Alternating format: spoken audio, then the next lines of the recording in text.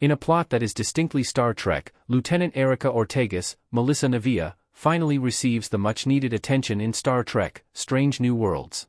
Strange New Worlds returns to its roots with Terrarium, a straightforward plot that is reminiscent of some of Star Trek's most acclaimed episodes, following a contentious comedy episode last week.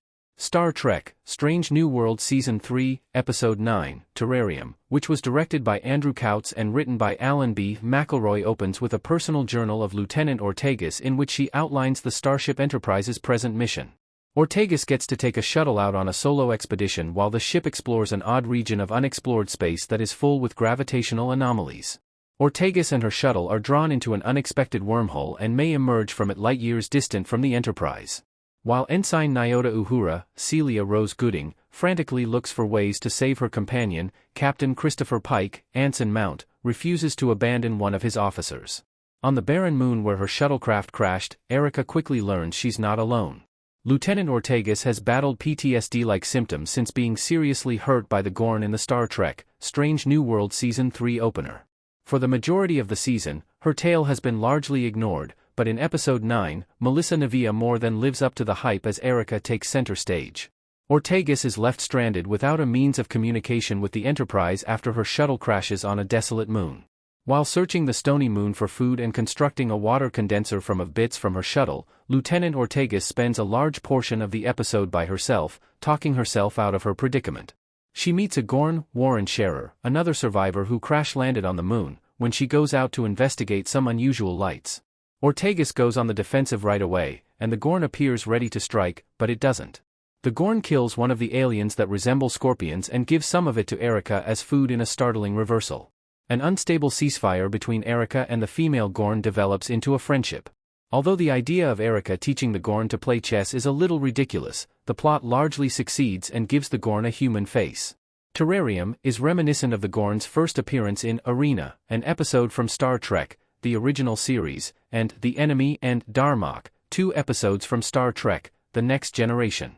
Even though the episode is slow and very simple, and it may take a few too many cues from past Trek stories, I still found myself crying by the conclusion of it.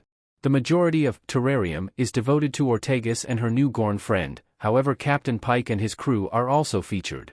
They don't have much time to look for Ortegas, but they assume that she and her spacecraft were drawn into the wormhole. In order to provide 4,000 ailing colonists with immunizations, the Enterprise is scheduled to meet up with the USS Constellation. Throughout the episode, Number 1, Rebecca Romaine, repeatedly reminds Pike of this duty, emphasizing that Ortegas is one life in comparison to the 4,000 who require the vaccination. In particular, Ensign Uhura is determined to keep her friend alive and devises a novel method to prop open the wormhole with the Enterprise so the team may look for Ortegas. Should Captain Pike jeopardize his entire crew and ship in order to save an officer he doesn't even know is still alive? Perhaps not, but it's entertaining to watch, and, to be honest, it makes sense for Pike as a character. He waits until the very last moment before canceling the rescue attempt, and he never abandons a crew member. Erica and the Gorn successfully light the moon's atmosphere just as Pike cancels the search, drawing Pike's notice and almost burning themselves in the process. Since their initial debut in Star Trek the original series, the Gorn have already undergone tremendous change in Star Trek Strange New Worlds, although Terrarium offers a good explanation for why. The Gorn is killed before Erica can object when Lieutenant La Noonien Singh promptly marks them as an enemy when she and her landing party arrive on the moon. The Gorn, whom Erica has come to consider a friend, ends abruptly, but I like that the episode didn't hold back. Everything freezes around Ortegas as she rages at the injustice of it all, and an odd creature emerges. This entity identifies as a Metron, the same formidable race of beings who left the Gorn captain and Captain James T. Kirk stranded on a desolate planet in the film Arena. Like Kirk and the Gorn captain, Ortegas and the Gorn were transported to this moon by the Metrons. The Metron claims that Erica won't remember them before unfreezing everything and that the Metrons may need to reset humanity's perception of the Gorn. Any differences between the Gorn of Strange New Worlds and the Gorn of TOS are clearly explained by this.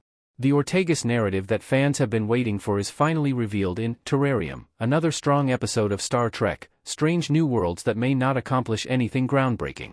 The episode is dominated by Melissa Nevia, who spends the majority of it acting with a largely computer-generated image Gorn or by herself. This gives her character more individuality than she has been able to do for the majority of the series. But for a while, she might wish to stay away from distant assignments. Thank you for watching.